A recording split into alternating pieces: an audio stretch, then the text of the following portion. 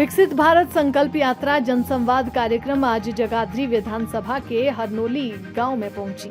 हरियाणा के स्कूल शिक्षा मंत्री चौधरी कंवरपाल गुर्जर ने कार्यक्रम में मुख्य अतिथि के रूप में शिरकत की। विभिन्न विभागों द्वारा लगाए गए स्टॉलों का निरीक्षण किया गया और मौके पर जनसंवाद कर समस्याओं का समाधान किया गया। 15 दिसंबर से शुरू होने वाले विधानसभा के शीतकालीन सत्र को लेकर स्कूल शिक्षा मंत्री ने कहा कि प्रदेश सरकार शीतकालीन सत्र को लेकर पूरे तरीके से तैयार। पूर्व की सरकारों में विधानसभा सत्र बहुत छोटे चलते थे, लेकिन मौजूदा सरकारों में अब 3 सत्र चलते हैं। पूर्व की सरकारों में बजट सत्र के अलावा सिर्फ एक औपचारिकता की जाती थी, लेकिन मौजूदा सरकार पूरा समय दे रही है। जनता में भारी उत्साह है और बड़ी संख्या में लोग वहाँ इकट्ठे रहे और वहीं जहाँ प्रोग्राम होता है उसी समय उन लोगों की समस्याओं का समाधान किया जाता है। जैसे उनकी किसी की पेंशन लगनी है, किसी का पीला कार्ड बढ़ना है, किसी की प्रॉपर्टी का है, तो वो सारे के सारे काम वहीं करके दिए जा रहे और इससे जनता में बड़ी खुशी भी है और उनकी समस्या का समाधान भी है। नेता प्रतिपक्ष भूपेंद्र सिंह हुड्डा विकसित भारत यात्रा पर सवाल उठा रहे हैं कि प्रदेश सरकार इन कार्यक्रमों में सरकारी तंत्र का दुरुपयोग कर रही है। स्कूल शिक्षा मंत्री ने इस सवाल का जवाब देते हुए कहा कि ये कार्यक्रम जनता की समस्याओं के समाधान के लिए हो रहे हैं, किसी भी चीज का दुरुपयोग नहीं हो रहा है। तो तब था अगर हम अपने लिए कुछ कर लेते। सरकार किसके लिए?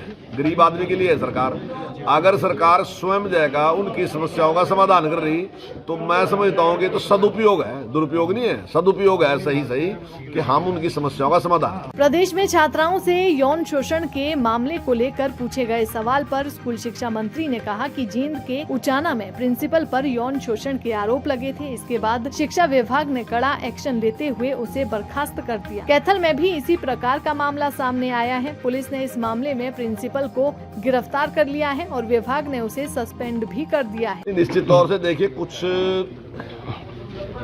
ऐसे निकम्मे लोग समाज में होते हैं, क्या करें। तो हमारा तो काम ये है कि उनको कानूनी रूप से सजा देने का, और वो कानूनी रूप से सजा दे दी। वो अभी जेल में अंदर भी है और उसको टर्मिनेट भी कर दिया। तो किसी को भी ऐसे किसी भी असामाजिक तत्व को जो इस प्रकार का काम करेगा सरकार के पद पे रहते तो उसको बिल्कुल भी नहीं बख्शा जाएगा। सख्त से सख्त कार्रवाई करी जाएगी उसके खिलाफ। और हम समझते हैं कि अभिभावक के बाद सबसे ज्यादा सेफ जो बच्चे होते हैं वो टीचर के पास होते हैं, लेकिन अगर टीचर ऐसे गलत हरकत करेगा। स्कूल शिक्षा मंत्री ने कहा कि विकसित भारत संकल्प यात्रा जनसंवाद कार्यक्रम को जनता का भरपूर समर्थन मिल रहा है। मौके पर ही समस्याओं का समाधान किया जा रहा है। देखिए, ये तो हर सेशन की तरह इस बार भी जो भी सवाल उनके आएंगे तो वो मंत्री उसका जवाब देंगे, लेकिन उसके अलावा भी क्वेश्चन आवर जो होता है उसके अलावा भी जो मुद्दे उठते हैं उनका भी माननीय मुख्यमंत्री जी हर बात का जवाब जब समाप्त करते हैं तो उसमें सारे में देते हैं और अब की बार भी उसी प्रकार से सारे सवालों का जवाब दिया जाएगा। विपक्ष हर बार कहता टाइम वर्तमान सरकार ने चाहे तो बोलने का है। जब मैं था स्पीकर तब मैंने भी, और अब ज्ञानचंद गुप्ता जी हैं स्पीकर तो उन्होंने भी।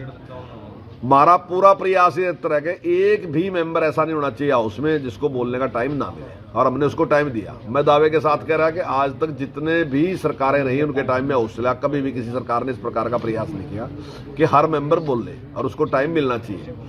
और जहां तक टाइम की बात है, मैं दावे के साथ कह सकता हूं कि पिछली सरकारों में जितना टाइम था उससे 1.5 गुना से ज्यादा टाइम हम हाउस चला रहे। जहां पहले बजट सेशन के अलावा जो दूसरा 12 सेशन बुलाया जाता था वो फॉर्मेलिटी पूरी की जाती थी, लेकिन जब ये सरकार बनी तभी माननीय मुख्यमंत्री ने निर्णय लिया था कि हम हाउस को साल में 3 बार चलाएंगे, 2 बार की बजाय 3 बार चलाएंगे, और हम 3 बार चलाने का उसको काम कर रहे हैं। तो मैं समझता हूँ हम टाइम भी ज्यादा दे रहे।